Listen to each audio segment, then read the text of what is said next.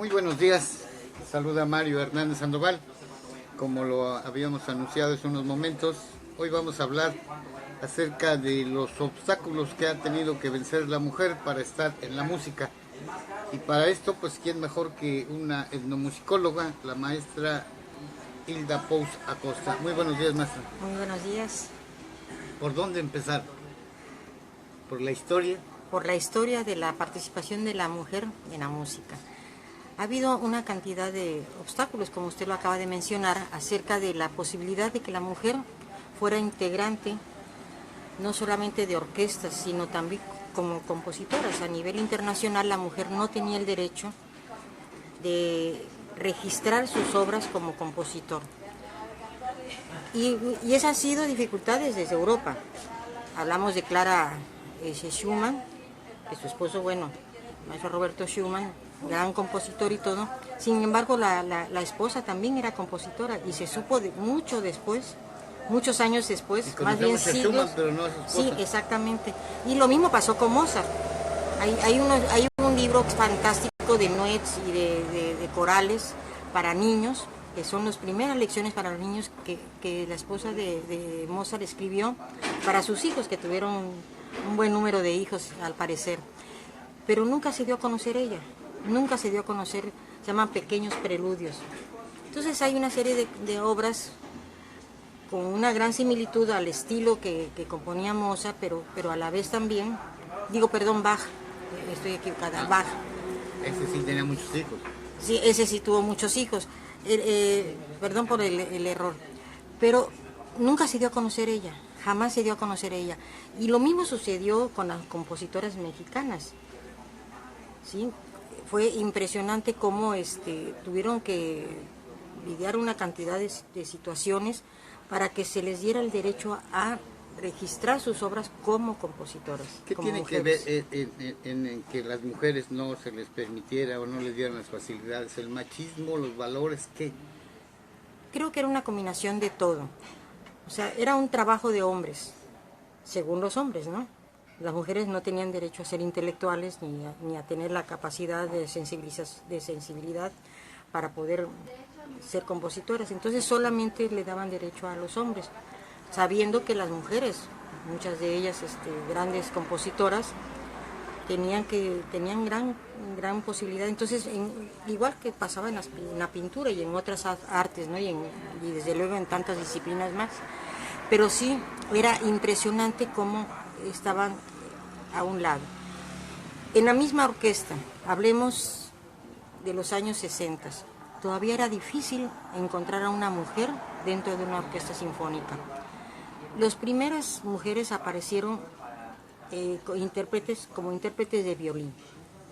Poco a poco, en otro instrumento que es un poco más grande, un poco más grave, que es la viola. Pero tardó muchos años que apareciera una mujer en el violonchelo, y hasta ahí se quedó. Pero a veces habían en una orquesta 8 chelistas, como le llamamos al cello de cariño, ¿no? Y había una sola mujer. Pero muchos años, por ejemplo, la Orquesta Sinfónica de Berlín, dirigida por Jeffrey von Karajan, quien no permitía a las mujeres, o sea, tenía cierto recelo o cierto complejo de la participación de las mujeres dentro de la orquesta y no permitía que ingresaran más. Y hablemos de orquestas que cuando se conforman, para poder ingresar a ellas, se tiene que hacer toda una audición y de acuerdo al nivel que se requiera o que tenga el músico es el nivel que también tiene dentro de la orquesta. O sea, primeros violines, segundos violines, terceros violines o dentro de otros instrumentos como son la flauta y el oboe, los mejores son los primeros, ¿no? Ahora, sí, en las cuerdas hay una sección que se llama primeros violines, pero ¿quiénes son los que ocupan el primer atril? Son los mejores, ¿no? Y así también tiene que ver el pago de cada músico, ¿no? O sea, está bastante bien organizada esa situación. Pero las mujeres siempre al fondo. Podrían ser las mejores, pero siempre al fondo estaban, ¿no? Como los últimos atriles. Y esta fue una situación que lo vemos desde, si nos remontamos a la Edad Media, también. Por ejemplo, en la Edad Media el canto gregoriano solamente lo interpretaban hombres. Después se desarrolla, se viene otra época de la música importante, que es el Renacimiento. Aún así, que los compositores escribían música para la liturgia, o sea, la liturgia católica, las mujeres no participaban en los coros. Y dentro de la Edad Media se organizaban, las voces siempre tienen que ser graves y agudas, o medias también. Entonces esas voces agudas las cantaban los niños, eran los que participaban dentro de los coros. ¿Solo niños? Solo niñas niños también? No, niños tampoco. Eran puros niños que cantaban las voces más agudas, y ya después los hombres cantaban las voces medias y graves, que pues tenemos las voces que son soprano, alto, contralto, que se le llama alto o contralto, después viene el tenor y luego el bajo. Hay barítono también, que es una media dentro de los graves, entre el tenor, el barítono y luego el bajo, ¿no? Entonces son las voces más graves. Entonces las voces agudas las hacían los niños.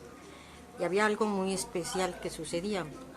Ser integrante de un coro era un gran privilegio y un gran reconocimiento social. Cuando comienzan a darse cuenta de que los niños, bueno, van creciendo, tienen que integrarse otro. Pero era tal el privilegio de formar parte de un coro, que además estaban en el monasterio o en alguna de las particularidades o casas religiosas, que para poder mantenerse dentro del coro, que era un privilegio, los hombres, ya a una edad que son los 12, 14 años, que comienza a cambiar la voz, pues preferían y lo decidían por sí mismos castrarse para mantener la voz aguda. O sea, eso era pues muy especial, ¿no? Era tal el privilegio que querían seguir gozando y el reconocimiento social para formar parte y estar integrados a ese coro, que muchos hombres a esa edad decidían ser castrados para mantener las voces agudas. Hay un nombre por ahí en la historia de Farina, ¿no? Uh-huh. Él creo que se había castrado, y para tener relaciones sexuales, porque era muy enamorado, llevaba a su hermano y él estaba presente. Sí, no, se dieron muchas situaciones muy particulares. Y ya después, en el Renacimiento, otra cosa, solamente eran coros los que podían participar dentro de la liturgia en la iglesia. Poco a poco fue abriéndose un poco más el campo, y entonces permitieron y se construyeron los grandes órganos que se le llaman los órganos monumentales, que están hechos, bueno, un teclado, que son varios teclados, aparte también de los pies se maneja como un teclado, y varios armónicos, en fin, que son unos botones que Pero se solo abren estaban en los en templos religiosos. Exactamente. Entonces, bueno, fueron poco a poco, ¿cómo se llama?, construyendo más para la iglesia. Coros, y lo primero que aparece como instrumento musical son los órganos monumentales, que son lo que le llaman hechos de pipa o tubos, que cada uno daba diferentes sonidos, también de acuerdo al tamaño y todo, y eran con fletes, se soplaba, o sea, había una persona que tenía que echarle aire, ¿sí?, o dos personas, que durante todo el tiempo que tocaba el músico, alguien tenía que... Ya después, bueno, se construyó otro sistema, ¿no? ¿Y había mujeres ya que tocaban? No. No, aún no era permitido, y estamos hablando ya, dijéramos, en el Renacimiento. ¿Y quién es el que decidía, o qué institución decidía? Las mujeres, no. Los hombres son los que decidían, desde luego. Y la iglesia también. La iglesia también, ¿no? Vemos que todavía no hay mujeres sacerdotas, aunque han querido hacerlo tampoco. Los reyes también. Los reyes también, o sea, ellos eran los que tenían el poder y el control en todo sentido. Y entonces, en este caso, entran los órganos monumentales. Al saber que los órganos monumentales necesitaban de estas pipas o flautas, comienzan a introducirse lo que se le llama las flautas barrocas, que la conocemos en las escuelas como las flautas dulces. También se le llama de pico por su tipo de embocadura, ¿sí?, y lo que se llama el canal de insuflación, que es en una sola línea. Este instrumento comparado con el transversal, que va en esta otra dirección, ¿no? Pero en el caso de la flauta barroca, poco a poco se trajeron, tocado por hombres. Entonces son las diferentes voces, la soprano, sopranino, la contralto, todas las voces poco a poco se fueron haciendo la orquesta. Más tarde entra ya las cuerdas, permitidas en la iglesia, tocada por hombres. Primero el monocordio, que es una sola cuerda, después se hace el bicordio como instrumento, después el tricordio, que es cuando se desarrolla este instrumento muy interesante que se le denomina rabel, que es justamente esa época del Renacimiento que llega a México. Y bueno, tenemos una cantidad de estos instrumentos de diferentes tamaños y distribuidos por todo el país. O sea, Europa es la que nos trae los instrumentos de cuerda a México, entre ellos el rabel, que después ya se construye el instrumento violín con 4 cuerdas y ya con la forma que lo conocemos actualmente. Al igual el contrabajo tiene 4 cuerdas, pero antes tenía 6 y 7, ¿no? Entonces poco a poco se va desarrollando toda la instrumentación que actualmente conocemos en la orquesta. Poco a poco se van integrando otros instrumentos que se van elaborando, que se van desarrollando, como son el flautín, la flauta, que son transversos, el oboe, clarinete, fagot. Al igual que los instrumentos como son la trompeta, el corno francés, porque hay corno vienés también, y corno inglés, que es parecido, dijéramos, al oboe. Pero después se desarrolla también la tuba y el trombón, ¿sí? ¿Qué sucede cuando estos instrumentos se comienzan a desarrollar? Por ejemplo, el corno para cada tonalidad tenía que cambiársele tubo. Después ya se desarrolla con llaves y ya toda la armadura tubular ya la tenía dentro. ¿Qué sucede en los años 60 cuando las mujeres dicen, bueno, yo quiero tocar un contrabajo, quiero tocar una trompeta, quiero tocar... No, esos son instrumentos para los hombres. Hasta ese momento se les permitía a las mujeres únicamente el violín o todavía ningún instrumento. Todavía estamos hablando de la Edad Media, solamente la forma coral que existía. Después viene el órgano monumental. Después viene el desarrollo de las flautas barrocas o de pico, o dulces, como las llamamos también, por su sonido, que son hechos de madera, no como las que conocemos que son de plástico, para que los niños no las rompan porque son muy delicadas. Y después ya vienen las cuerdas que comienzan a desarrollarse, aunque ya se habían desarrollado, pero dentro de la iglesia aún no eran permitidas.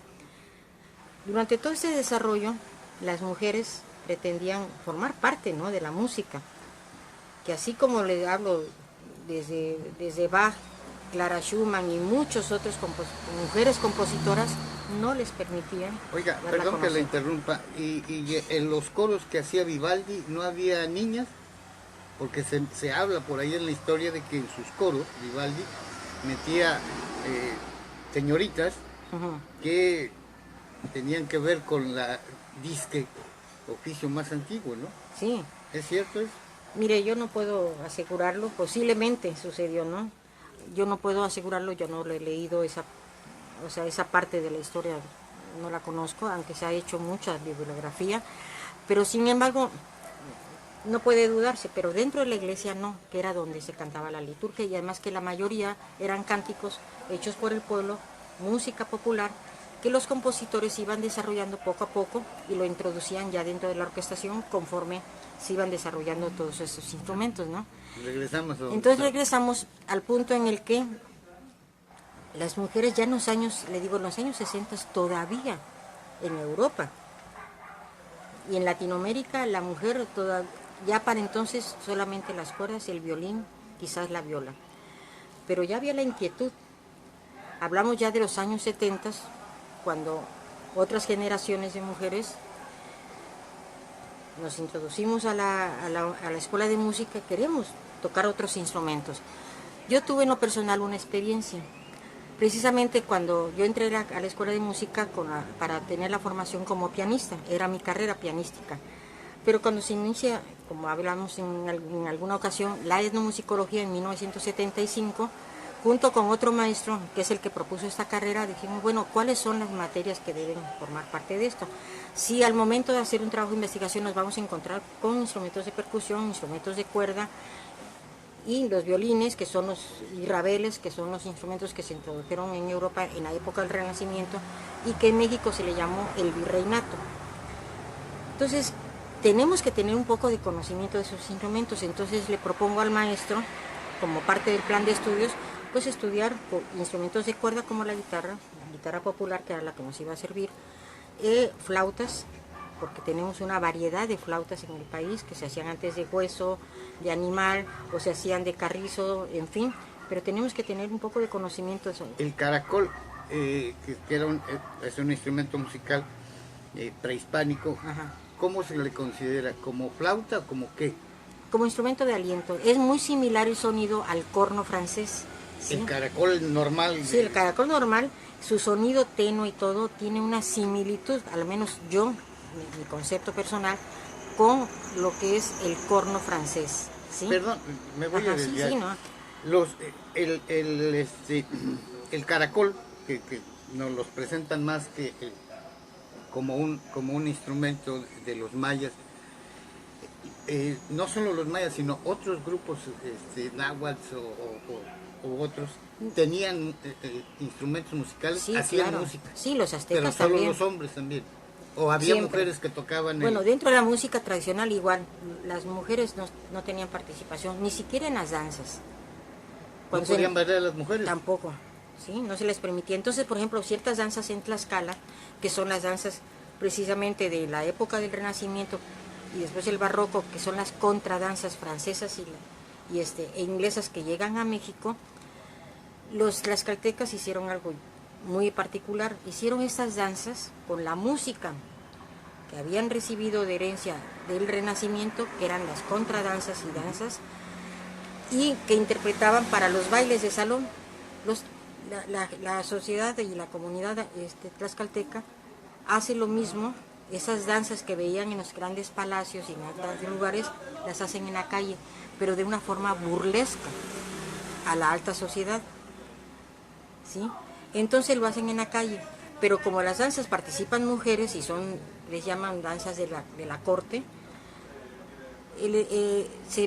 los hombres se vestían de mujer, que son las maringuías, le llamaron, y no podían participar las mujeres. Entonces el hombre tomaba el papel de la mujer, vistiéndose de mujer para hacer la pareja dentro de las contradanzas, y que todavía, me supongo que hasta la fecha existe, hice un trabajo de investigación, que se desarrollan las danzas francesas, lanceras, taragotas y lanceras. Se desarrolla todo esto como una burla a todos esos bailes de salón de las contradanzas que llegan en el Renacimiento. Ahora, hablemos ya de los años 70. Fíjese que en los 70s, hablo de otros géneros musicales, como por ejemplo el blues, el rock, ya había mujeres, y sobre todo negras, que cantaban jazz, que empezaban a cantar, pero hay otro que no se me viene, que lo tomaron de las iglesias, esos cantos.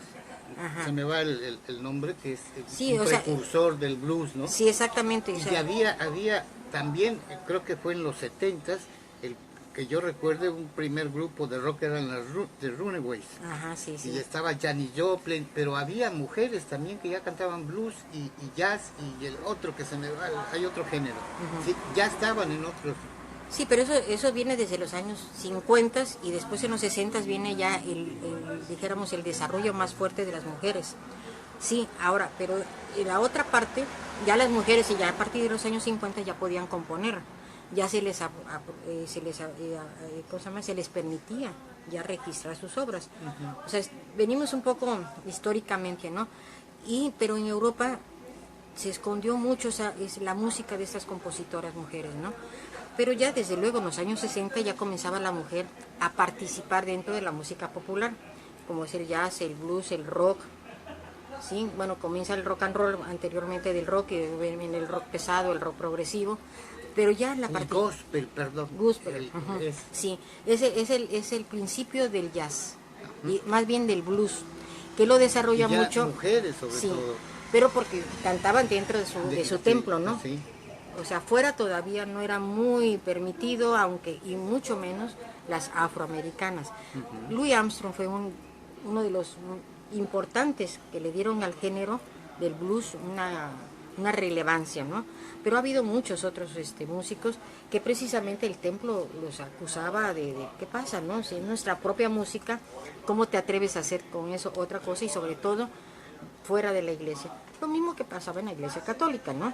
Los cánticos los surgen del pueblo, lo desarrollan, y después, bueno, ¿cómo te vas a hacerlo fuera de O sea, del templo, música ¿no? y religión están Muy unidos, ligados, ¿sí? sí, muy ligados.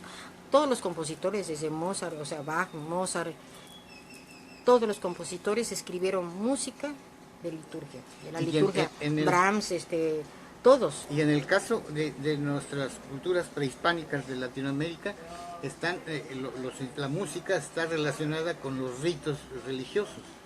Con los ritos religiosos que eran dedicados a los dioses naturales, como el sol, la luna, la lluvia, las estrellas, que además tienen hasta la fecha un conocimiento amplísimo, pero eran dedicados también otros instrumentos que son de soplo o de aliento, como son los silbatos, ocarinas, que eran hechas de barro, y como les dije, las flautas hechas de carrizo, pero también de hueso animal, y otros instrumentos de percusión también hechos de barro, como también hechos del hueso, ¿no? A veces el esqueleto, parte del esqueleto hasta de un ser humano, o la cabeza, era instrumento de percusión. Se desarrollaron, pero ya en ahora, a la llegada de Europa y México, como es España, los jesuitas y franciscanos, que traen toda esta cultura musical de Europa, como le digo, el Renacimiento, y en México se llama virreinato, o sea, se le denomina virreinato, se comienzan a desarrollar otros instrumentos. Sin embargo, estos se mantienen. Y estos ritos que se hacían, o ceremonias a los dioses, y sobre todo en agradecimiento o en petición de las lluvias para tener una buena cosecha, eran sonidos que imitaban a la naturaleza, porque también se dedicaban a la cacería. Entonces necesitaban atraer a las aves o a cualquier otro animal imitando su sonido. Pero como el hombre era el que hacía la cacería, el hombre era el que iba al campo a traer, las mujeres no salían, quedaban en la cueva o en la sí, casa, ¿no? en la casa, ¿no? A cocinar. Entonces no había esa posibilidad de participación, ¿no? Entonces ya en los años 60, como bien lo estábamos comentando, con el blues, el jazz y todo, y el gospel que se desarrolla en los templos, ya comienza un poquito a salir la mujer a presentarse públicamente y en escenarios, ¿no? Se dieron casos en el que una mujer osara en esa época, de repente en su casa o en un parque o en una fiesta familiar, que tocara algún instrumento y que cantara y que llegara la autoridad y la apresara y la encerrara. Que yo sepa, no. O sea, sí se hacían las fiestas, desde luego, familiares o sociales, lo que sea, que la mujer participaba, ¿no? Cantaba y descubrían su gran voz y lo sabían, pero hablemos ahora de la parte de la orquesta sinfónica, ¿no? En donde en los años 60 apenas se veían algunas cuantas mujeres, ¿no? Y había ciertos, dijéramos, una discriminación, como que la mujer no tenía la capacidad de hacerlo, ¿no? O no tenía la sensibilidad, no tenía la fuerza, no tenía una serie de elementos dicho por los hombres, aunque la mujer podía hacer muchas cosas, ¿no?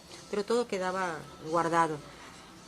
En los años 70, mi experiencia personal, precisamente por esta apertura de decir, bueno, que propuse, tenemos que estudiar estos instrumentos, tener por lo menos un conocimiento básico para poder hablar más de este instrumento o tener las características que nos permitan hacer un buen estudio. Entonces, eran las flautas barrocas, las cuerdas, violín y violas, como la guitarra y percusiones. Entonces, a mí las percusiones me gustaban mucho. En la casa, mis padres, nunca faltaba los bongos, la clave, el güiro, las maracas, en fin, todos los instrumentos. Como veracruzanos, pues nunca faltaba el son tampoco, menos viviendo cerca de un lugar donde era un salón de baile, que llegaban las grandes orquestas como Acerina, la Orquesta Aragón y grandes también mexicanos, ¿no? Lobo y Melón, en fin. Y pues en la casa mis papás hacían su fiesta y se ponían a tocar. Y yo participaba dentro de eso. O sea, ustedes toquen, y nos enseñaba a tocar y él se ponía a bailar, ¿no? Con mi mamá. Entonces ahí fue donde me gustaban mucho las percusiones. Pero le cuento una anécdota. La habitación donde yo estaba cerca de la terraza, que era el segundo piso de la casa, y pasando la calle estaba el gran salón, que era el Club de Leones, donde llegaban esas orquestas. Entonces yo decía, bueno, pues estos no me van a dejar dormir, la música ya, y luego mi papá se hace en la fiesta, en la terraza, no puedo dormir. Pero todos esos músicos llegaban a la casa. Y entre ellos Acerina, llegaba la Orquesta Aragón. Acerina llega como un gran timbalero, Entonces llegó un momento, tendría yo 4 o 5 años, cuando digo, bueno, ¿a qué horas me van a dejar dormir? Y tengo la fortuna de que Acerina me llama, me dice, mira, no vas a dormir, pero te enseño a tocar. Con 4 años. Con 4 años. ¿Y qué me va a enseñar? Traía sus baquetas y traía su güiro, su todo, pero él era el timbalero de la orquesta Son Clave de Oro. De aquellos años 40, 50 todavía existía, hasta los años 60 más o menos creo que cambia de nombre. Me dice, ven niña. Y me empieza a dar algunos ritmos con el güiro, con las maracas, con los timbales. Esta es la clave del danzón. Me empieza a enseñar. Y a mí me encantó. Bueno, ¿y cuándo me va a dar la próxima clase? Dentro de 15 días que tenemos otra baile. ¿Y a qué hora? Pues mira, como a las 2:30 de la mañana. ¿Cómo? Sí, porque tenemos que tocar y luego regresamos. Y yo digo, ok, perfecto, ¿no? Se iba, tocaba otro grupo, mi papá los invitaba porque no había nada alrededor, ni un restaurante ni nada, entonces los invitaba a que descansaran ahí en la casa. Y entonces, durante mucho tiempo yo tuve clases a las 2, 4 de la mañana con Acerina y luego otros músicos que se unieron al grupo. Entonces, cuando llego a la escuela de música y las percusiones forma parte de este programa de musicología, entonces, pues me inscribo, voy con el maestro. Usted primero fue percusionista infantil. Sí, primero con la familia, con mi papá, y después Acerina, y después otro músico de la danzonera de Aragón, y después llegaba Lobo y Melón, llegaban todos los músicos a la casa. Y pues como no había otro instrumento, porque los otros instrumentos eran oboe, clarín, eran saxofones o trompetas y todo lo demás, pues era instrumento que yo no podría tocar en ese momento, ¿no? Por la edad y por el tamaño. Entonces felizmente digo, me voy a inscribir a mi clase de percusiones en la escuela de música. Hablo con el maestro, digo, maestro, mire, estoy iniciando la formación de musicología y pues hemos implementado como parte de materias complementarias pues varios instrumentos, entre ellos la percusión, y quiero pedirle si me podría usted dar clases de percusiones. ¿Cuál ha sido mi sorpresa? Que dice, las mujeres no son para las percusiones. Pero maestro, ¿por qué no? Y me da una justificación bastante injusta y además nada verídica, ¿no? Y nada real. Me dice, mira, tenemos el juego de timbales. Los timbales hay que afinarlos. Sí, maestro, yo sé que hay que afinarlos. Pero las voces son graves. Digo, oiga, maestro, pero son 5 timbales, el más pequeño, que es agudo, luego vienen los medios y los 3 más graves. ¿Por qué no? Es que las mujeres no tienen voz para afinar los instrumentos, los timbales. Digo, pero existen otros instrumentos como son el güiro aquí, la caja china, el bombo, los platillos. Dice, pero tú no puedes cargar unos platillos, dice. ¿Sabes lo que pesan? Le digo, bueno, se necesita práctica como todo, cualquier compañero, aún estando más grande que yo, pues yo creo que el peso no hay problema, ¿no? Me dice, definitivamente, no. ¿Por qué? Porque le dije, maestro, si yo le toco una nota aguda en el piano, ¿usted cómo la va a cantar aguda? No, ¿verdad? La va a cantar grave, pero va a ser el mismo sonido, solamente 2 escalas más abajo, ¿no? Entonces lo mismo, si son sonidos graves, la mujer puede afinarlos igual, pero no lo convencí.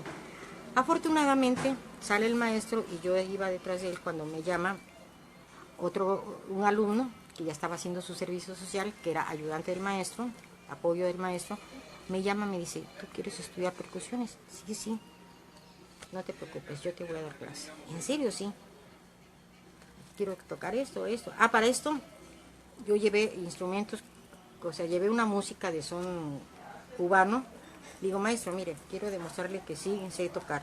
Ponga usted la música y acá se olvida. ¿Y qué ritmos estás haciendo? Pues esto los escribo en el pizarrón. Pero ellos acostumbrados a que todo tenía que estar en una partitura y yo desarrollándolo de manera sentir la música para tocar, ¿no? Porque era lo que había yo aprendido, pero además así de aprender las percusiones también. Escucha, siente y ahora toca. Pero nunca nos preocupábamos por estar escribiendo la partitura de un güiro, de una clave, de una maraca, ¿no? O sea, eso hay que saberlo, pero claro, hay en estos géneros como el bolero, el son, el danzón, ahora sí que hay clave rítmica, ¿no? Cómo se distingue un ritmo de otro de acuerdo al instrumento. Entonces, por más que yo toqué los bongos, toqué el güiro, toqué las maracas, toqué esto, puse boleros, puse sones, no lo convencí. Entonces me llama este compañero, un poco mayor que yo, me dice, yo te doy clase. De veras me vas a decir, pero cuando no esté el maestro. Mira, el maestro viene por la tarde, porque en la mañana... O sea, a escondidas. A escondidas. Dice, el maestro en la mañana asiste a la orquesta, porque él es músico, percusionista de la, no me acuerdo si la sinfónica o la filarmónica, pero él no está en la mañana, y yo veo que tú te he visto aquí en la escuela en la mañana. Pero quiero preguntarte, ¿habrá otras compañeras que deseen estudiar percusiones? Digo, sí, pues es lo que deseamos. Por lo menos conozco a 4 o 5, pero quizás, sí, vénganse, yo les voy a dar clase. Oye, ¿y vamos a poder tocar los timbales? Claro que sí, el maestro te dio una justificación nada cierta, ¿no? Además, ¿cuál es tu carrera? ¿Qué estás estudiando? Pues estoy estudiando la carrera de pianista. Pues el piano es un instrumento de percusión, aunque tenga cuerdas, se requiere de un martinete, que es el que golpea la cuerda para que suene. El piano es un instrumento de percusión, o sea, tú ya estás tocando percusión en el piano. Bueno, reúno a las compañeras y les digo, oigan, hay esta oportunidad. Sí, yo quiero aprender. Tal fue nuestro entusiasmo que él nos puso algunas obras. A los 6 meses, que ya venían los exámenes y ahora cómo le voy a hacer y cómo voy a justificar mi materia, ¿no? Dice, mira, vamos a hacer una cosa, viene un campeonato de voleibol mundial. Los alumnos de la escuela de música, percusiones, están invitados, que siempre en los deportes las percusiones son importantes. Dice, el maestro los va a llevar, va a dirigir la orquesta de percusiones de los hombres, pero ustedes también van a tocar. Yo estoy en la coordinación. Entonces nos vemos, nos organizamos y tal día, tales horas va a ser el evento. Ustedes, cada una lleve pantalón o falda negra, una blusa de cualquier color, pero en su bolsa una blusa o un suéter, lo que quieran, negro, porque los percusionistas tenemos por tradición tocar de negro. Yo voy a llevar los instrumentos que ustedes van a necesitar para que toquen, pero en un evento internacional no se preocupen, eso va a ser importante. Y efectivamente, tocan los hombres, los anuncian los percusionistas de la Escuela Nacional de Música y todo. Él habla con el organizador y el maestro de ceremonias y anuncian, y ahora la orquesta de percusiones de mujeres de la Escuela Nacional de Música. Los chicos estaban así y el maestro descontrolado. Era la primera vez en México que se veía una mujer que yo sepa, tocando. sí, que yo sepa, sí. Y no una, eran varias. Éramos como 5 o 6. Fue impresionante. Bajamos, nos pusimos nuestro suéter, nuestra blusa negra y a tocar. No, tuvimos verdaderamente, fue impresionante, la gente aplaudía. ¿De qué año estamos hablando? Del año 75, 76, por ahí así. Fue impresionante porque nunca se había escuchado hablar del grupo de percusiones de mujeres. Y entonces termina eso y le digo, maestro, pues clandestinamente tocamos, pero aquí está, ¿no? Y bueno, finalmente logramos hacerlo. Poco a poco, ya para los años 70, finales 60, ya había mujeres en el contrabajo y muchas mujeres que querían tocar trompeta, corno, trombón, y tampoco se les permitía. Ya en la sinfónica, contratadas para tocar. A los años 80 comienza apenas a ver, al menos yo conozco, mujeres en el corno, después en la trompeta, en el contrabajo, y hace apenas como unos 15, 20 años, una percusionista extraordinaria, me acuerdo nomás el nombre, Gabriela. Ha tenido un éxito, porque además es excelente y además reconocimiento internacional de lo excelente que es como percusionista. Es impresionante su capacidad, su fuerza y todo. Lo mismo sucede en la dirección orquestal. Eso le iba a preguntar, ¿en qué año y en dónde, bajo qué circunstancias por primera vez una mujer dirige una orquesta? Los datos y fechas exactas no las tengo, pero aproximadamente comienza a verse esto ya por los años finales de los 80 o 90, donde ya la mujer comienza a tener esta participación. Claro, bajo ciertos problemas de también el hombre haciendo crítica de que la mujer no tenía la fuerza, no tenía la presencia, no tenía la altura para ser una directora de orquesta, pero sobre todo un director de orquesta es un líder de una agrupación. que además de los conocimientos que debe tener en la música y la partitura y todo, pues también toda una serie de técnicas que hay para poder lograr el objetivo, que es la interpretación. El director es el que interpreta a través de los músicos lo que es la obra musical, ¿no? Pero siempre la crítica. Al principio comenzaron las mujeres ya desde los años 70, finales de los 70, a dirigir coros, y no faltó hombre que lo criticara. Después hubo una mujer que dirigía la banda, no sé si del ejército, y también fue en México criticadísima por los hombres, que no sabía hacerlo, que no podía hacerlo, que no tenía la fuerza, que no tenía esto, en fin. Y poco a poco se va introduciendo, pero muy poco, poder estar ¿cómo se llama?, como líder o como directora titular de una orquesta. Ha habido muy pocas mujeres como líderes y como un cargo ya como director titular, mujeres. Se les invita como directoras invitadas. También conocí a Gina Enríquez, una compañera. ¿Cuántas mujeres hay en México directoras de orquesta? Más o menos.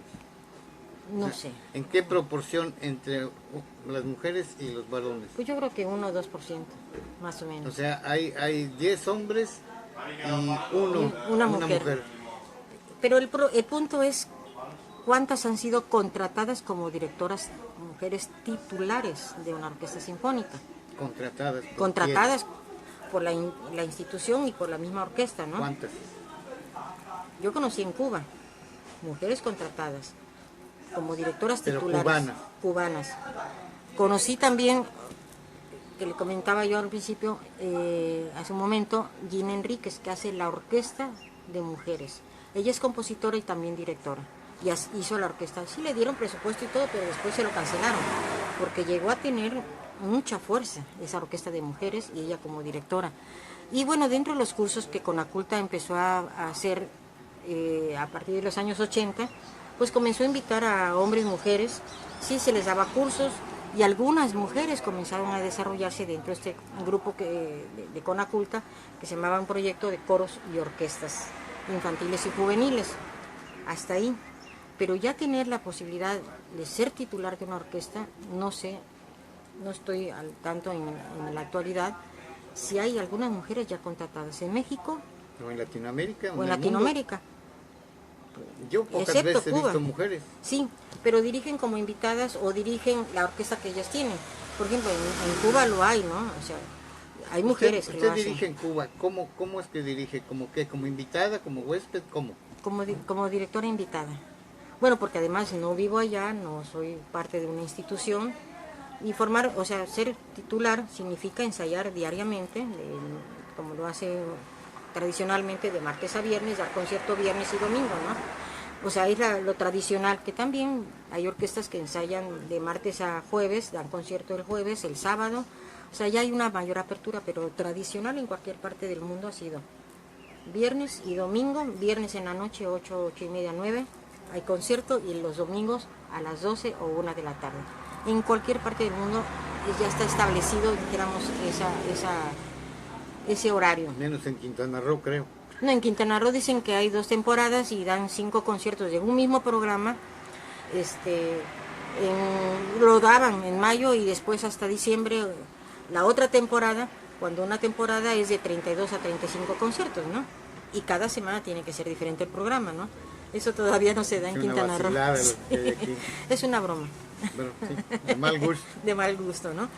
Porque pues no se puede tener un presupuesto para que toquen 5 conciertos, ¿no? O 10 conciertos al año, ¿no? O sea, realmente eso no.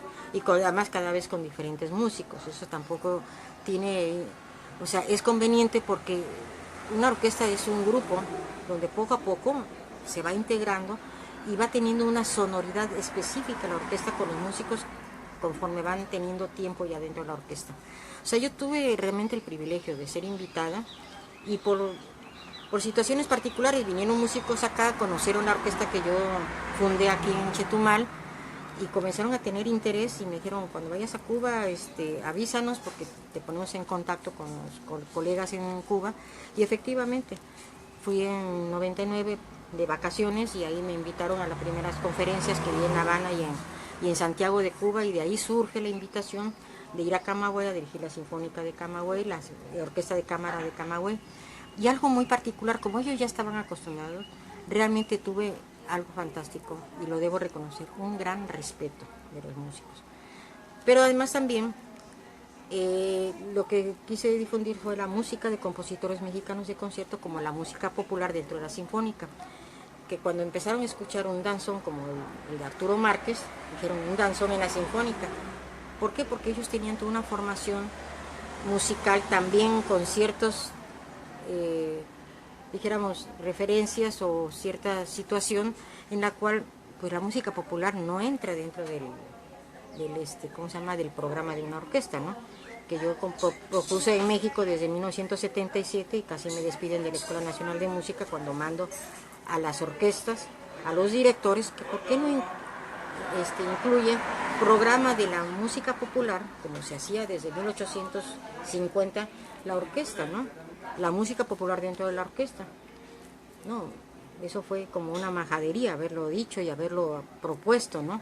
Y además independiente de la escuela, porque nadie me mandó, sino que yo puse mi nombre como alumna de la escuela. Esos complejos y esa discriminación a la música popular, cuando de la misma música popular han retomado los grandes compositores la música, en Cuba yo sentí como que, bueno, el bar sobre las olas, ¿no? Que para ellos era como un poco de no nivel de una orquesta. Dije, yo no vengo a dirigir Beethoven, ni Mozart, ni Haydn, aunque sí dirigí Debussy y otros con Federico Montpou, dirigí Ravel, todo por invitación de una cantante suiza. Dije, bueno, lo incluyo dentro del programa y hacemos algo diferente. Pero fuera de eso, compositores también de concierto cubanos y mexicanos, y la música popular mexicana en la Orquesta de Cámara Sinfónica. ¿Cuándo la vamos a ver aquí dirigida en Quintana Roo? Pues primero hay que tener la orquesta. No hay orquesta. Está la orquesta dirigida, que ahorita, bueno, el maestro... Pero una orquesta que aparece de vez en cuando, ¿no? No, hay un maestro que ahorita es el director de la Escuela de Música, que es un excelente maestro y además violinista, que ya está como director, pero él siempre ha tenido una orquesta, ¿no? Una orquesta de cuerdas. Y ahorita pues creo que se han hecho algunas otras agrupaciones, 2 o 3, de música popular, y pues me ha dado muchísimo gusto. Yo espero que esto ya comience a salir. ¿Es caro formar una orquesta en términos de dinero? Cuesta, pero el problema... ¿Qué es lo que cuesta es, si va a formar una orquesta sinfónica, una propuesta del gobierno, pues hay que pagar a los músicos, ¿no? Y hay desde luego un catálogo de puestos y hay que hacer un contrato, no por 1 o 2 meses, sino por mínimo 1 año, que es la temporada completa de esto. Y además la seguridad del músico de que va a tener trabajo, ¿no? Porque muchas veces dejan otras orquestas o dejan otros trabajos por venirse y resulta que nada más los contratan por 5 días o por 10 días, ¿no? Bueno, pues vienen como hueseros, que se le llama, pero no para formar una orquesta profesional o semiprofesional. Lo que se requiere es, si se va a formar una orquesta profesional, saber qué nivel de la orquesta. Y entonces contratar a los músicos, hacer las audiciones, no nada más elegir por como caiga. Y en Quintana Roo ya hay buenos músicos, o sea, en Playa del Carmen, Cancún, en Cozumel, se están formando buenos músicos y otros que han llegado. Entonces hay materia prima humana para hacer un buen trabajo y algo permanente. Chetumal es donde se sigue quedando atrás. ¿En Quintana Roo hay mujeres que estén dentro de la música? Sí, sí. Que toquen instrumentos, no nada más que sean compositores, que hay varias. Sí, dentro de la música popular, dentro de la música de conciertos, hubo un momento en el que me quedé casi con el 90%, que eran puras mujeres de mi orquesta. ¿Y dónde están ahora? Bueno, al terminar ese proyecto de la orquesta, debido a la decisión que tomó el director de que la Escuela de Música no tenía como objetivo formar ni músicos ni instrumentistas, pues fue necesario acabar con esa orquesta, ¿no? ¿Y dónde están las mujeres que había que tocaban ahí? Bueno, algunas han dado clase, otras se retiraron de la música, pues eran adolescentes, jóvenes. Sin embargo, casi podría decirle que el 50% de las alumnas que integraron, y mujeres y hombres que integraron la orquesta, están dentro del ámbito musical, se fueron a estudiar fuera, regresaron y están haciendo alguna labor dentro de la educación. No sé, algunas haciendo algo musicalmente hablando, ¿no? Y otros están fuera del estado, ¿no? La mayoría de los alumnos están fuera del estado, dijéramos. Se formaron ya profesionalmente, que los preparé para que se fueran a otras escuelas e integraran unas escuelas profesionales, y de esa manera han logrado pues formarse a otros niveles, ¿no? Se me viene ahorita a la memoria yo la conocí cuando era niña, su papá nos daba clases en ese entonces y nos llevaba a sus dos hijos, no, hasta el último no voy a decir el nombre, eran niños de, ¿qué será?, de 12, 13 años, y cantaban, y yo no tocaba la guitarra y la niña cantaba, y a los últimos años, hoy son dos concertistas, bueno, reconocidos en el mundo.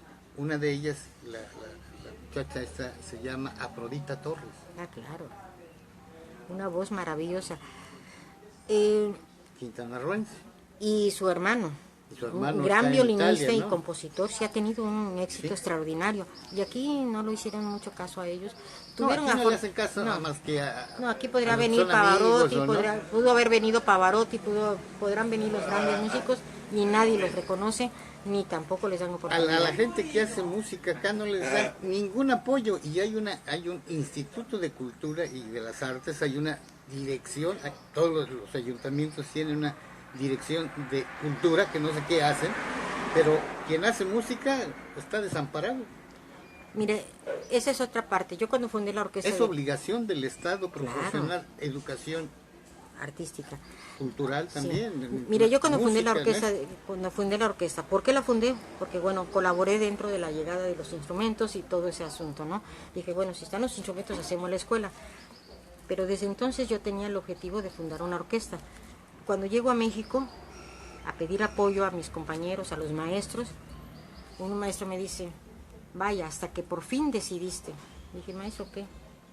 Hacer la dirección, porque yo entraba a los cursos. En México no existía la carrera de dirección de orquesta, pero sí se daban varios cursos. Yo siempre estaba en todos los cursos. De hecho, iba a los conciertos de la Sinfónica, de la Filarmónica, que eran las que tenían permanente los conciertos.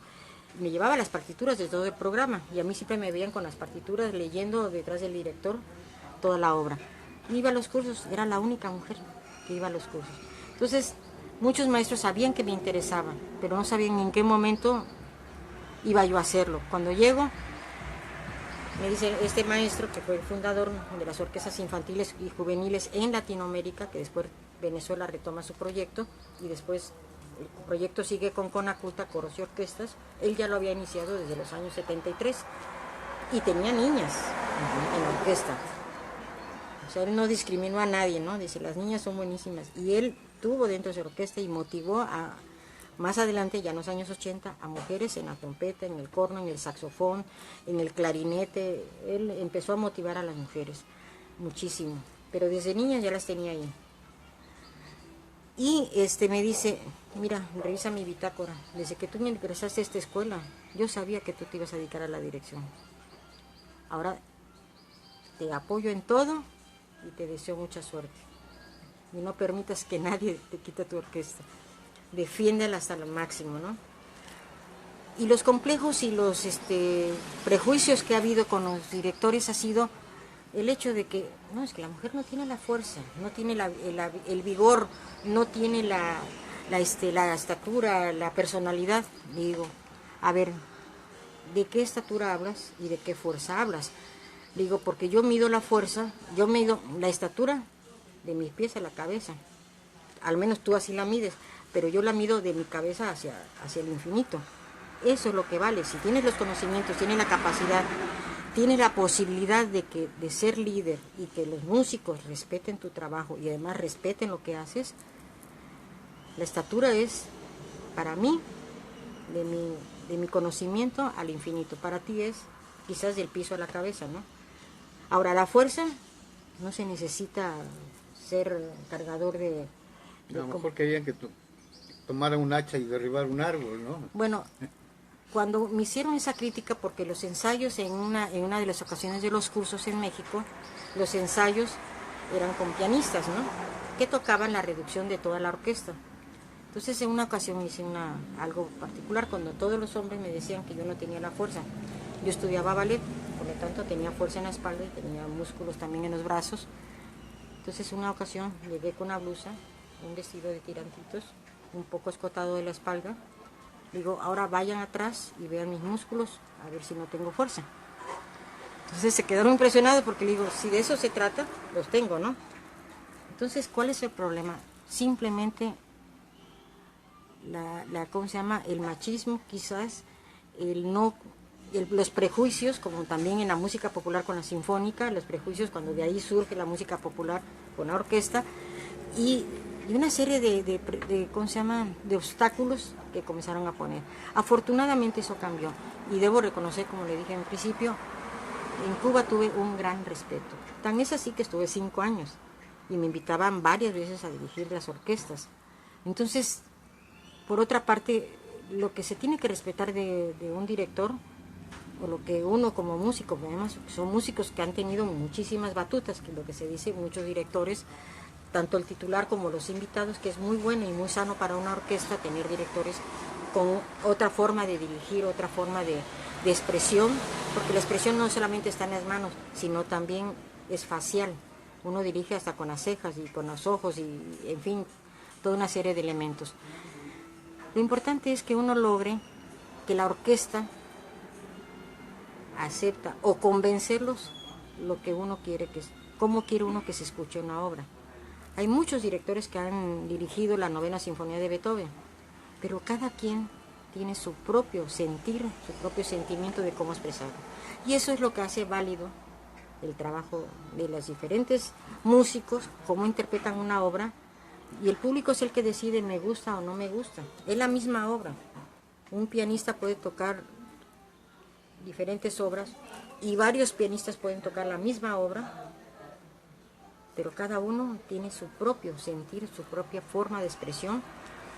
Y lo más válido no es lo que diga los eruditos académicos. Finalmente es el público el que decide lo que quiere escuchar, lo que desea y cómo interpreta ese artista, ese músico, la obra. Finalmente a ellos les dejamos la tarea, ¿no? Usted ha dado clases particulares de música. Uh-huh. Estas personas que se han acercado a usted para aprender a tocar, ¿son mujeres u hombres? Hombres y mujeres. ¿En qué proporción? Casi al mismo nivel. ¿Sí? Sí. Y a veces como pasó también con orquesta, que hubo un momento en el que algunos chicos se fueron, de pronto me doy cuenta que tenía el 80% de la orquesta con mujeres, ¿no? Después regresaron otra vez los hombres. Pero con mis alumnos también, o sea, niñas y niños. ¿Hay alguna inclinación en particular de las mujeres hacia ciertos instrumentos para ejecutar? Digamos, piano, no sé, contrabajo. Todo depende de la posibilidad de un niño, de un adolescente, de tener la oportunidad de conocer la variedad de instrumentos. Y además la posibilidad de quienes puedan impartirle las clases. O sea, puede uno motivar a un niño o una niña que toque el oboe, el clarinete o la trompeta, pero no hay maestro. Yo nunca he visto, perdón, uh-huh. No sé si usted, que se mueve más en ese ámbito, lo haya visto. Visto, escuchado que los padres de familia le dicen a su hijo estudia tal carrera, tal profesión, pero raras veces he escuchado y visto que les digan estudia música, toca música. Es un problema de educación, desde luego, pero de educación de toda una... Es más, la música entre los jóvenes no es muy fácil. Necesita uno encontrarse con unos padres verdaderamente, no sé si comprensibles, sensibles, para que le alienten a sus hijos, hombres o mujeres, a la música, ¿no? Si es que les gusta. Claro, hay algo que es importante. El estudiar música y que un niño, adolescente, joven, se integre a la música, a la formación musical, como a otras artes, pero hablo del campo que a mí me corresponde, ¿no? Y que es mi vocación y mi todo, ¿no? Cuando se desarrolla la música, se desarrolla el trabajo también, en primer lugar, de mayor motivación de uno mismo. Uno está en una escuela, recibe clase, el maestro habla, uno escribe y hasta ahí llegó, si acaso lo pone a uno a leer. Pero en la música es un trabajo de equipo, individual para luego estar en un equipo. Pero el niño desarrolla muchas habilidades, pero también tiene mayor confianza en sí mismo. ¿Por qué? Porque sabe que es capaz de hacer otra cosa. Por otra parte, cuando, como le digo a los niños, adolescentes, a mis alumnos, si estás triste, acude a tu instrumento. Si estás enojado, también. Cualquier estado de ánimo, la música te va a hacer cambiar y te va a hacer reflexionar. Por otra parte, la música requiere de mucha disciplina, como muchas otras materias, otras disciplinas, pero requiere de una constancia. Si el alumno no practica diariamente, no logra nada. Pero cuando se tiene que integrar a un equipo, que es una agrupación pequeña, mediana, grande, pues se da cuenta que no está a la altura y solito se replega y dice, bueno, tengo que practicar más tiempo, ¿no? Solito se da cuenta de que no ha hecho lo suficiente esfuerzo para lograr estar en el equipo, ¿no? Mientras que los otros sí lo hacen. Pero es verdad, los padres de familia no se dan cuenta lo enriquecedor que significa para sus hijos formar parte de una educación musical. Desarrolla el cerebro de otra manera. De acuerdo ahora a los científicos y que se han dedicado más al estudio del cerebro, dicen que los músicos, o sea, no es lo mismo hacer música, o sea, ser intérprete de un instrumento que escuchar la música. Pero si desde muy pequeño un niño comienza a tener una formación musical y además interpreta un instrumento, su cerebro se desarrolla de otra manera. Todas las conexiones del cerebro actúan, la parte emocional, en fin, todo lo que constituye el cerebro. Y desarrollan partes importantes del cerebro, lo cual no se da en todas las áreas científicas ni tampoco en todas las áreas de otras disciplinas. La música tiene esas particularidades, que es la parte visual, la parte auditiva, o sea, es poner atención. Niños que a veces son un poco inquietos en la escuela, cuando entran a música, se dan cuenta que tienen que meter toda su capacidad, toda esa inquietud que tienen y todo ese nerviosismo para concentrarse, y lo logran. Logran toda esa concentración que en la escuela a veces los maestros no logran meterlos ¿cómo se llama? En la atención. Se distraen demasiado, pero se dan cuenta que en la música no se pueden distraer. ¿Por qué? Porque el niño, a la vez que tiene que tener conocimiento de las notas musicales, de la rítmica, de ahí tiene que interpretarlo al instrumento, ya sea el violín, ya sea en el piano. A la vez tiene que hacer la traducción de lo que está leyendo al instrumento, tiene que sentir, tiene que ver, tiene que escuchar. O sea, acciona 6 o 7 partes de su cuerpo simultáneamente. En la escuela nada más oímos o escribimos. Y aquí tienen que tener una habilidad para hacer todo a la vez. Oiga, perdón, le voy a interrumpir. Sí. Están escribiendo aquí algunas personas que están viendo el programa. Muchas gracias. Una que a lo mejor la conoce usted, que tiene su espacio como Zona VIP, Mayra Sierra. Le dice: Hilda Pous, excelente investigadora y promotora cultural.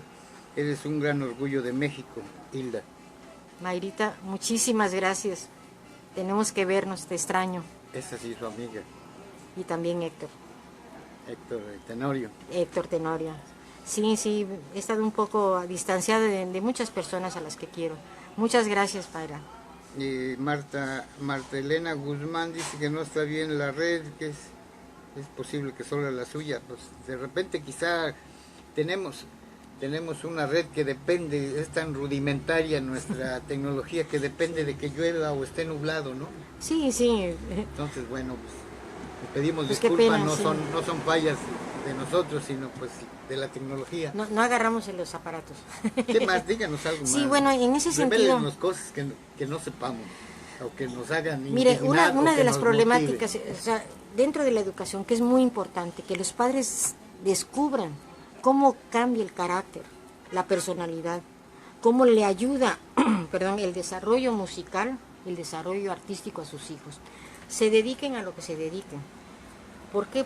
Porque en primer lugar el niño necesita. Los niños necesitan sentirse que son capaces de hacer algo más. Los niños siempre están en reto consigo mismo.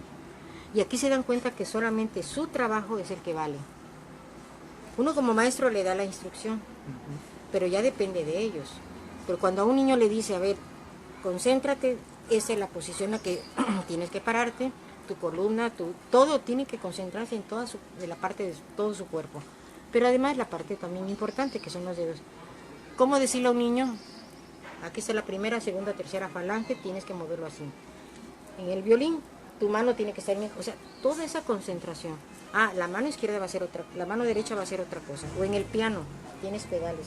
O sea, ¿cómo van logrando concentrar su atención en cada una parte de su cuerpo? Aparte de lo que están leyendo, que no se pueden equivocar. Además, sentir el ritmo, sentir tantas cosas. Y además, ahora interprétalo, porque la partitura tiene muchos elementos y muchas indicaciones que son importantes para hacer. Toda esa concentración el niño lo va aprendiendo. El día de mañana, se dedique a lo que se dedique, va a adquirir las habilidades necesarias. Por otra parte, niños que a veces no hablan, que no se expresan, pero lo hacen muy bien a través del arte, de la música. Ahora, hay niños que descubren que esa es su vocación.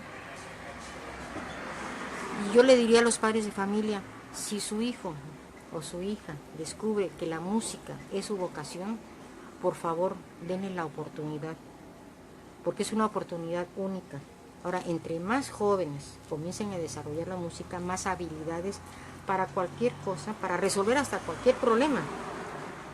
O sea, uno se concentra en resolver problemas que a veces algunos no la tienen la habilidad, pero como uno se enfrenta en la partitura con tantas dificultades, que uno sabe resolver problemas. Pero cuando un niño descubre o una niña descubre que la música es su vocación, por favor, padres de familia, permítanles. Si el día de mañana se equivocan y se dan cuenta que su vocación es otra carrera, denles la oportunidad de equivocarse. No perdieron tiempo, lo ganaron. Ganaron mucho en su vida. Y yo nada más, muchos padres de familia me lo han dicho. Es que si mi hijo o mi hija se va a dedicar a la música, se va a morir de hambre. Señor, disculpe, yo todavía no me muero de hambre. Y ningún músico, hasta que yo sepa, al menos que cometa algunos errores, se muere de hambre. Pero si yo llevo mi piano al parque, o un tecladito, o saco mi violín, me pongo a tocar a la salida de la iglesia, dinero voy a ganar. A ver un administrador que haga lo mismo, a ver quién le paga, ¿no? O un abogado que se ponga a decir todas las leyes. Maestra, no. Ahorita que dice eso, le voy La a gente hacer es bondadosa. un planteamiento medio descabellado, pero quiero saber su respuesta. ¿Qué pasaría si una mujer, como usted, aparece en un parque público un domingo con un piano y tocando X cosa? ¿Qué pasaría con la gente? Yo le aseguro... ¿Qué reacciones habría? Mire, este sistema... Porque tiene... aquí nunca vemos eso, no sé por qué. Hay un instituto de cultura, hay direcciones de cultura, pero yo nunca he visto, o sea, rara vez, pero yo me voy al extremo. ¿Qué pasaría si una mujer aparece en un parque público en un día que haya cierta concurrencia tocando? Claro, llegaría un montón de gente a escucharla, a rodearla, como sucede en muchos lugares, en México mismo. ¿Qué más generaría esto?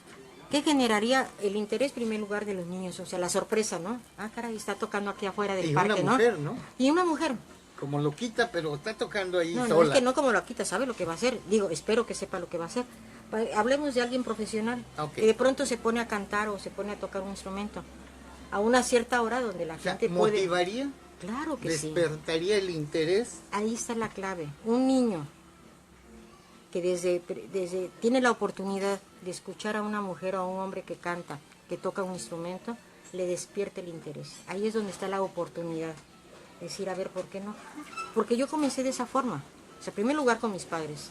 Segundo, que llega Serina a decirme, mira, no duermas, vente y te doy clase. Y la hora, digo, los horarios, 2:30, 4:30 de la mañana, ¿verdad? Pues como que no era un horario de clase, pero yo lo acepté.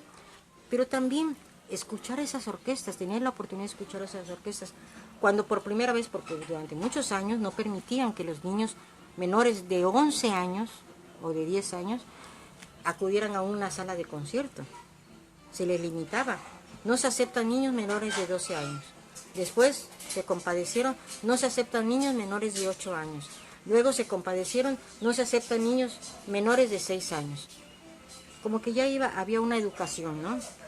Pero el niño tiene curiosidad de saber qué está pasando con una cantidad de instrumentos. Por lo tanto, yo también tuve la misma problemática. Entonces, esto generaría interés en muchas personas, hasta en adultos, decir, bueno, si ella lo hace o él lo hace, ¿por qué yo no? ¿Y cuántos adultos mayores han decidido? Yo tuve A la edad adulta. yo tuve una alumna de Belice que tenía 68 años, que ya tocaba, pero tenía algunas inquietudes, aprender algunos otros elementos más, y estuvo conmigo creo que más de un año. Y también tenía un alumno de 2 años y medio, otro de 3 años y medio, otro de 4, otro de 6, de 7, de todas las edades. Pero a mí me sorprendió, ella ya tocaba el piano, pero tenía algunos problemas técnicos, en fin, o de lectura, entre que conocía las notas, pero no estaba respetando algunos elementos de la partitura, y fue conmigo. No sé quién la recomendó, pero fue verdaderamente para mí una gran satisfacción haberle dado clase a esta mujer beliceña, que tuvo muchos obstáculos para entrar, porque tenían que revisar su carro, que si no sé qué, desinfectarlo y una serie de problemas, ¿no?, que se le fueron enfrentando. Pero finalmente fue agradable. Y de pronto llegaba ella, y a veces llegaba después mi alumna de 2 años y medio, ¿no? Y te presento a mi alumna. Y se quedaba el niño impresionado. Bueno, una alumna de casi 70 años. Increíble. También tuve en la orquesta niños, adolescentes, jóvenes y personas mayores de 30 años. Que se mantenía un equilibrio importantísimo. Pero esto que usted me comenta, en todo el México, o sea, en la mayoría de los países, y en México mismo, en muchos estados, existe. Es más, a veces los... ¿Y por qué en Quintana Roo no? Mire, en alguna ocasión lo hicimos. Sí, lo hicimos. Mire, por ejemplo, y no nos permitieron continuar. Uno va a otros estados y ve los parques, los espacios públicos, hay gente, hay actividades. Sí, sí, así es. Y en Quintana Roo uno ve los parques y salvo que los agarren un ratito por ahí para hacer zumba u otras cosas, o para hacer, no sé, eventos de canto, ¿no? O cosas así, pero de ahí para allá los parques Están vacíos. no hay actividad, están muertos. Sí, sí. Mire, Y entonces uno hace ya algunos años hicimos eso, algunos artistas cerca de donde está el kiosco, porque antes también la banda del estado tocaba. Sí, ya, sí. ¿Y dónde está? Sí, todos los sábados, incluso de Sábados y domingos uno podía... Danzones, rumbas, tangos y de todo Y tocaba. la gente estaba sentada alrededor del Y otros kiosco, bailando. y unos bailando, y Claro. la gente iba ahí. Claro, acudía.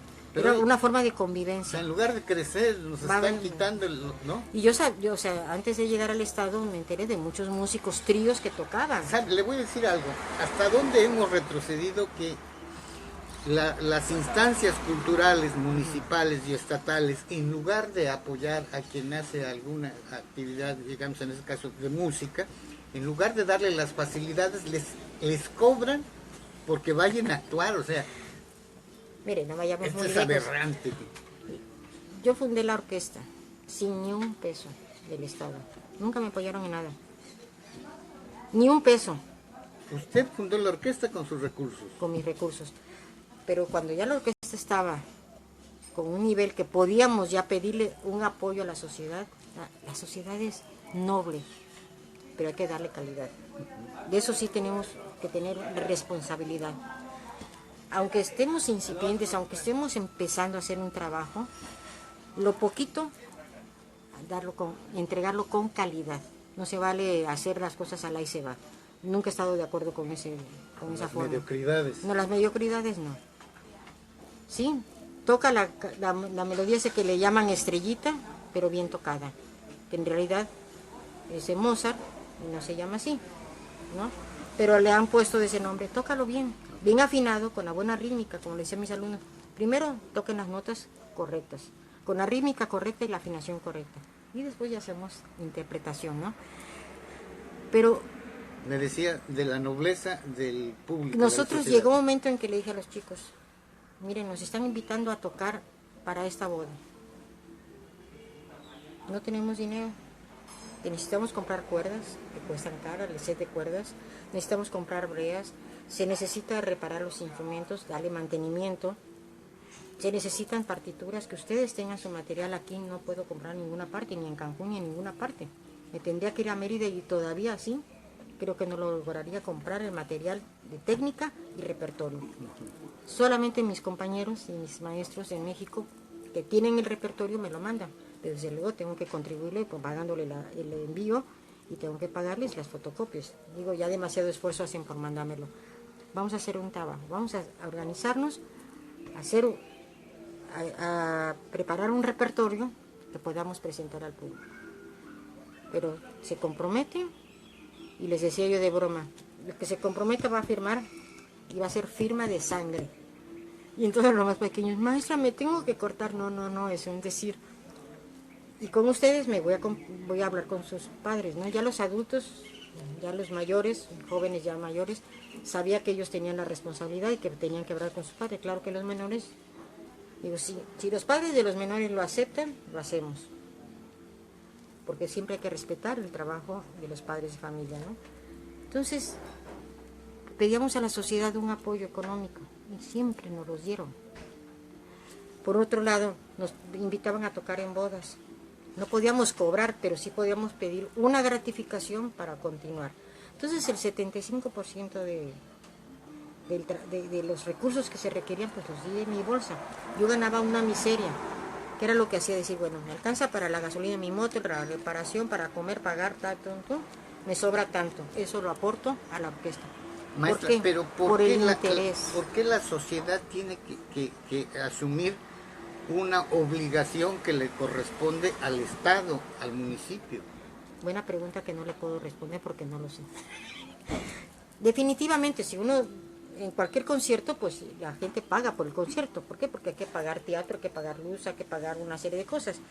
Pero el Estado ya tiene un recurso para pagar luz, para pagar ¿Tienen agua. infraestructura? ¿Quién hace la infraestructura? Los contribuyentes. La estructura de esa estructura es el gobierno, Sí. pero la hace ¿con qué? Con nuestros recursos de impuestos. Uh-huh. Ahora, si hay tantos artistas que quieren utilizar el teatro Constituyentes o el teatro fulano de tal o tales espacios, digo, sería absurdo cobrarles. Bueno, le voy a decir algo. ¿Por qué? Le voy a decir, permítame, discúlpeme. ¿Por qué? Porque el contribuyente está participando, está aportando para pagar luz, para pagar agua, para pagar todo. ¿Tienes personal? Pídeles permiso, decirle, oye, ¿me puedes apoyar para quien abra la puerta, quien reciba, quien dé los programas? Pero tontamente no aprovechan a los artistas de decir, ok, vamos a hacer un trato. En primer lugar tienen escuelas, bueno, llamadas escuelas, que son proyectos, que aún no son escuelas, que cobran una colegiatura, sí. No escuelas. Todavía no son escuelas, aunque tengan mal tengan el nombre. O sea, no son escuelas porque no tienen el reconocimiento oficial, claro. Por lo tanto siguen siendo proyectos y trabajan como talleres. Bueno, ahora, pero tienen una cantidad de jóvenes que pueden decir, les invitamos a que participen y que utilicen nuestros espacios. Hay algunas conchas acústicas, ¿no? Si no mal recuerdo, hay 2 conchas acústicas. Están varios escenarios al aire libre. Uh-huh. Y además tenemos todo un bulevar, uh-huh, un escenario fantástico. Que se lo propuse a unos jóvenes, le dije, pues reúnanse pintores, escultores, músicos, bailarines, actores, reúnanse en los diferentes espacios hasta llegar a 2 mulas y luego se turnan y verán que la gente va a acudir y pónganse a trabajar y inviten a los niños y les cobran 5 o 10 pesos.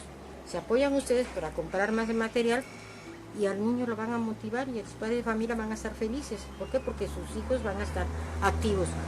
Pero además, si el Estado tuviera un poquito de imaginación o un poquito de criterio o la capacidad, a ver, invito a los artistas, hacemos una reunión, como ya lo propuse en muchas ocasiones, quienes quieren participar en los escenarios. Escenarios cerrados, pues sí se puede cobrar, ¿no? ¿Para qué serviría eso? Para el mantenimiento del edificio, de lo que requiera el tiempo que se le va a pagar a la gente que va a estar en ese horario, porque lo demás ya está pagado. El gobierno asume esa responsabilidad. Eso ya son recursos que están dados. Pero los músicos también requieren de algo, ¿no? Como se hace en un restaurante.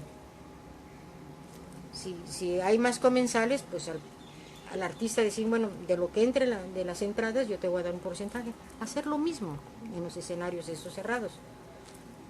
Te damos un porcentaje, te apoyamos en la difusión, porque además tenemos un departamento de difusión que debe funcionar, ¿no? Hacemos la difusión y vamos a pedirle, o sea, vamos a cobrar la entrada tanto. Y de acuerdo al boletaje te damos tanto y la institución se queda con tanto. Y caray, tendrían actividades artísticas, habría recursos para el artista, porque tiene que comprar materiales, porque tiene que reparar sus instrumentos, porque si es teatro, tiene que hacer vestuario, tiene que hacer escenografía, los bailarines también. Entonces estarían dando actividad cultural. Algunas dentro de lugares cerrados, como es el Teatro Constituyentes, que cada semana puede hacer música, puede hacer teatro, puede hacer danza, puede hacer cualquier cosa, de la iniciativa de la propia sociedad, de los propios jóvenes o de la propia sociedad que son músicos. Pero eso sí, la única, dijéramos, requisito es que hagan un trabajo de calidad y supervisado por gente que tiene el conocimiento. Caray, se llenarían los parques, se llenaría el Teatro Constituyentes. Y ahora ahí en Bacalar, ¿por qué no hacer un intercambio? Los de Cancún se vienen para acá y los de aquí se van para allá. Pero se necesita conocimiento, se necesita voluntad, experiencia, interés. Se necesita capacidad y lo más importante, ser honesto. Me está diciendo cosas que es lo que menos se toma en cuenta a la hora de nombrar a los responsables de cultura. Pero es que si un responsable de cultura nunca ha vivido eso, ¿cómo puede proponer? Más condenable es que una persona que no sabe nada de cultura nombre encargado de cultura a una gente que no sabe nada de cultura. Entonces entre ellos uno ignorante, el otro ignorante y el otro también, o sea, una quien paga somos los ciudadanos, pero pues nuestras familias. Mira, a mí me sucedió en una ocasión, la primera ocasión que quise presentar la orquesta en el Teatro Constituyentes, que ya estaba, hubo alguien que se le ocurrió decir, no maestra, no se puede, porque hay que pagar. Digo, a ver. ¿Pagar qué? Pagar el teatro. Digo, a ver. Realmente es risible. Yo trabajo aquí, la orquesta forma parte de la institución, ¿cómo me van a cobrar el teatro? Si me lo cobran, yo me voy ahí, pero toco afuera. Pero de que toca la orquesta. Y pongo los estuches para ver cuánto nos da la sociedad, porque necesitamos dinero para reparar. Ya doy demasiado dinero. Y me lo dice alguien dentro de la escuela, que era, no me voy lejos, era el susodicho director de la escuelita, Enrique Trujillo. Me dice eso, por favor. Cuando hablo con el director, me dice, ¿cómo que usted va a pagar? Le digo, pues es que no entiendo. Si formo parte de la institución, la orquesta está integrada dentro de la institución, ¿cómo voy a pagar por un Teatro Constituyentes? Sí. Pero muchos artistas vienen de otros estados y les quieren cobrar.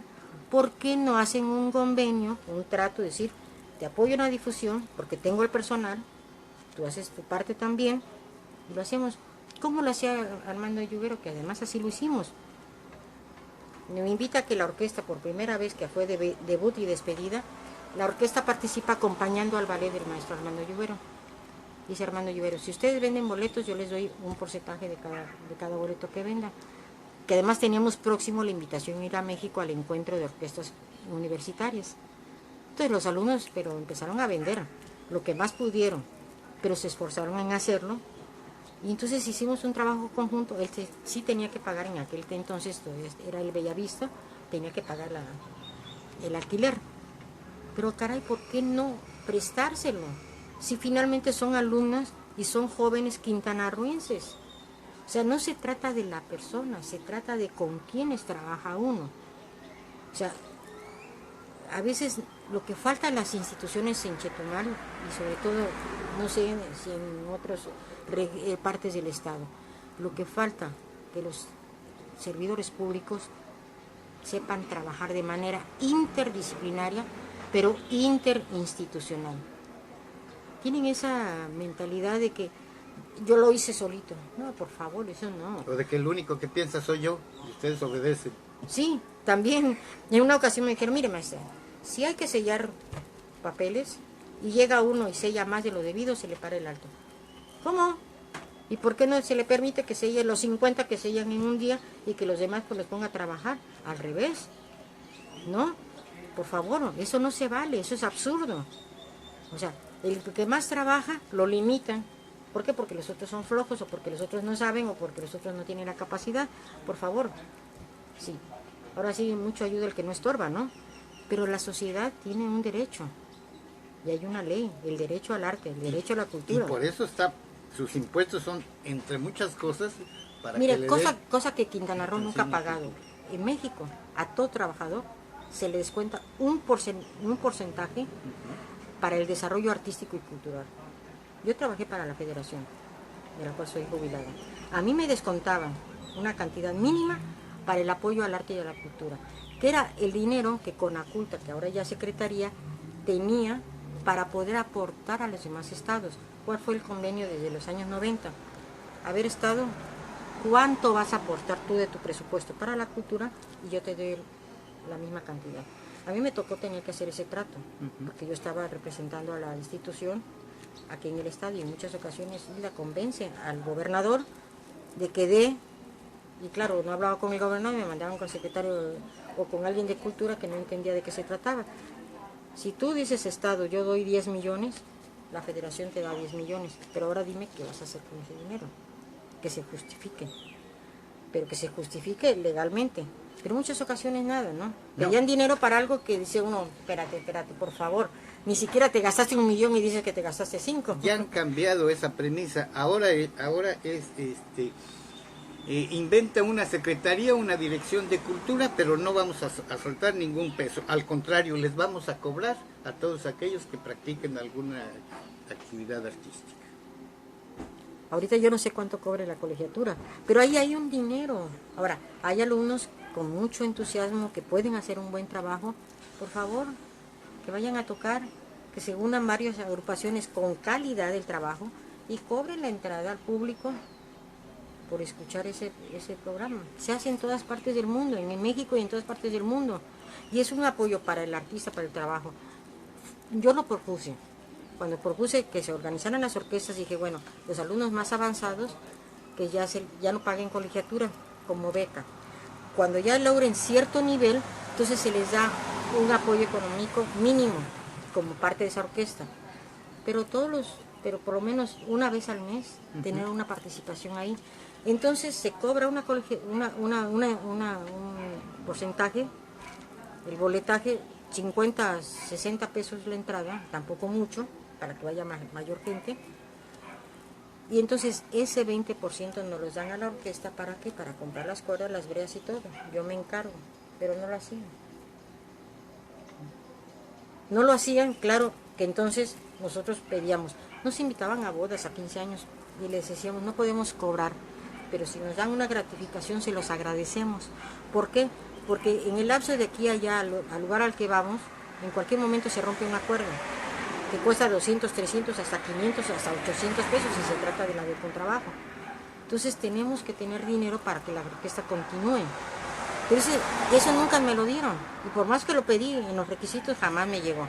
Ni siquiera por regalo de Navidad, ni de Año Nuevo. No, ahorita la cosa está difícil. Si se llega a enterar la titular del Instituto de la Cultura y de las Artes, o la dirección del municipio, que a mí me gusta escribir cuento, me van a querer, o poesía, me van a venir a querer cobrar porque escribo. A ver. Sí, así está. Derechos de autor, debería de cobrar Eso usted, se ¿no? lo inventan, eso es lo de menos. Si no atropellan cualquier cosa. ¿Por qué le digo esto?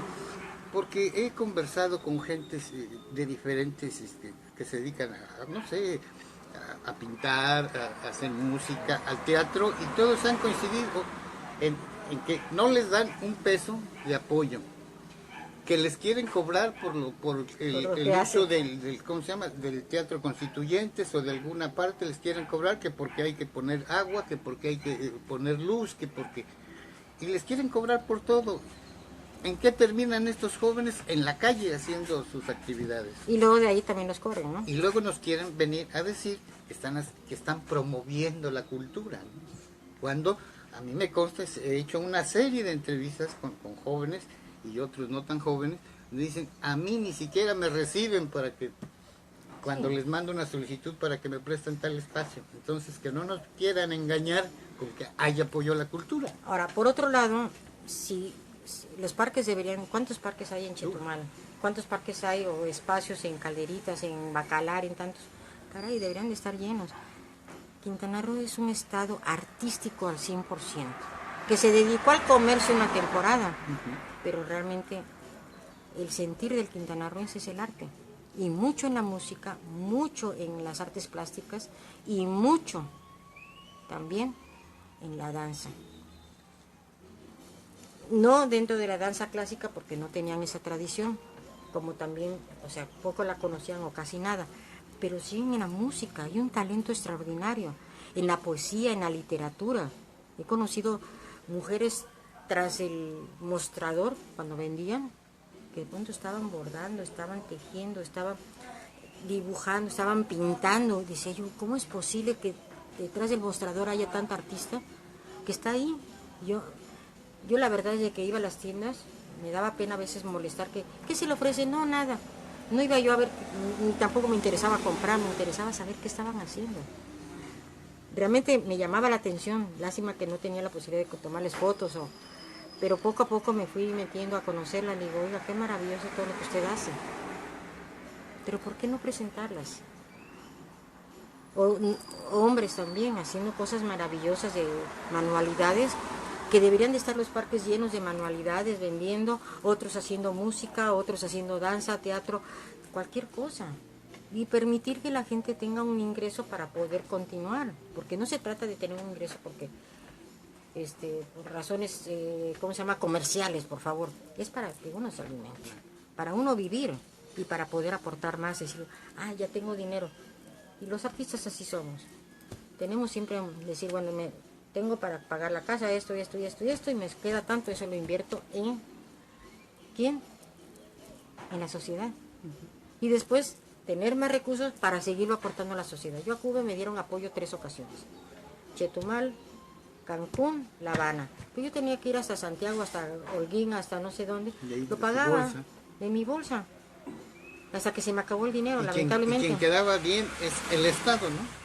Pues yo representaba al Estado, pero hay una cosa, cuando un mexicano o cualquier mexicano en cualquiera de las disciplinas va a otro país, no dicen fulana de tal, dicen tal persona de tal estado y de México, porque son Quintana Roo, México, en todos los programas, en todos los carteles que hicieron, que además llenaban las ciudades, impresionante. O sea, donde quiera me encontraba, yo decía, qué fantástico. Dicen, ¿no?, que cuando hay un triunfo, tiene muchos padres, ¿no? Pero cuando hay una derrota es huérfano.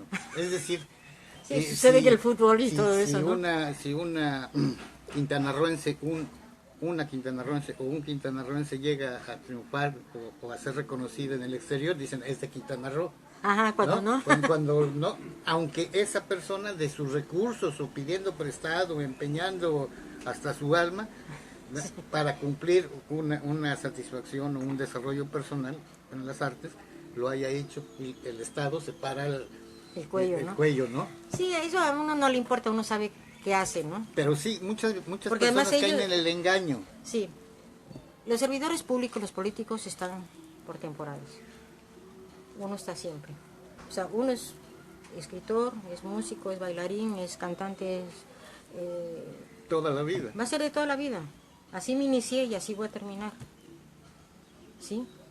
O sea, no ando cambiando a ver dónde me conviene. Pero además, el trabajo del artista es con y para la sociedad. Esa es la mayor satisfacción, ese es el mejor regalo que puede haber. En muchas ocasiones, sí, me llegaron a decir, maestra, es que usted trabaja con la institución y para la institución. Discúlpeme, no. ¿Cómo no? Si a usted se le paga. Sí. Yo trabajo con y para la sociedad.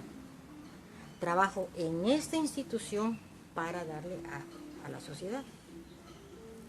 Pero es que usted pertenece aquí, no, yo no pertenezco a nadie. Está acoplada, ¿no? Le pagamos. Sí, una cosa es que me pague y otra cosa es de que yo pertenezca, no. Es que hay que ponerse la camiseta, no señor, yo nunca me pongo la camiseta de ninguna institución. Pongo la camiseta de lo que yo soy y de lo que yo hago. Trabajo con y para los niños, jóvenes y adultos, trabajo con y para la sociedad. a través de esta institución. Ahora, yo le pregunto, y en varias ocasiones a varios servidores públicos dentro de la cultura les pregunté, ¿cuáles son los objetivos por los cuales se fundaron las instituciones de cultura? ¿Y en qué año aproximadamente? Ninguno ha sabido la respuesta. Ninguno la sabía. ¿Tienen otras respuestas? Sí, uno de ellos, cuando en una entrevista para televisión, y bueno, en varias, pero se le ocurrió ahorita, la que recuerdo, ¿no? No me dice, es que hay que formar la sensibilización. Digo, espérame, ya tenemos 15 años sensibilizando, ¿y cuándo va a ser profesional? Digo, ¿cómo es posible que Tlaxcala, que Michoacán y todo? Bueno, es que son culturas antiguas. Ah, milenarias, digo, entonces los mayas no son milenarios.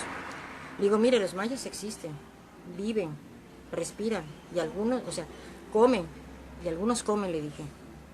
Aún viven y respiran, y algunos comen. Pero es una cultura milenaria, reconocida mundialmente, y usted no se ha dado cuenta todavía. Y todavía quiere que 15 años después se siga la institución en un periodo de sensibilización. ¿Hasta cuándo les va a sensibilizar? Ya están sensibilizados, ahora vamos a darles algo, ¿no?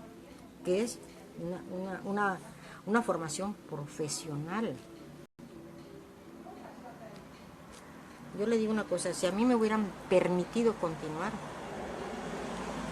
y no hubiera habido los obstáculos que yo no sé cuántas o quiénes, aunque sí creo tener la idea de quiénes, pero cuántos a veces no puedo saberlo, obstaculizan ese desarrollo.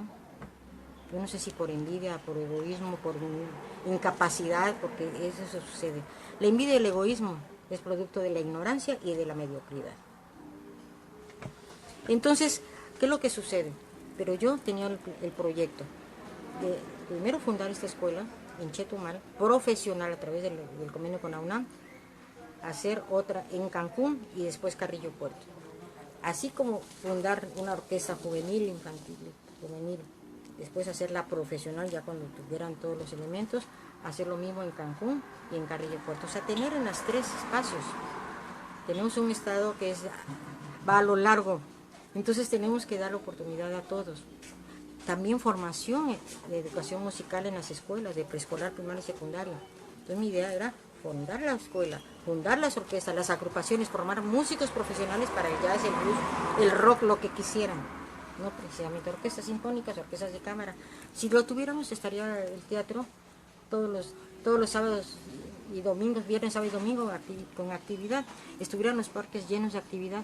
Pero ¿qué hacen? Los jóvenes comienzan a una determinada edad, cuando les empieza la inquietud del arte, la música, terminan el bachillerato, se tienen que ir y ahí se acabó todo.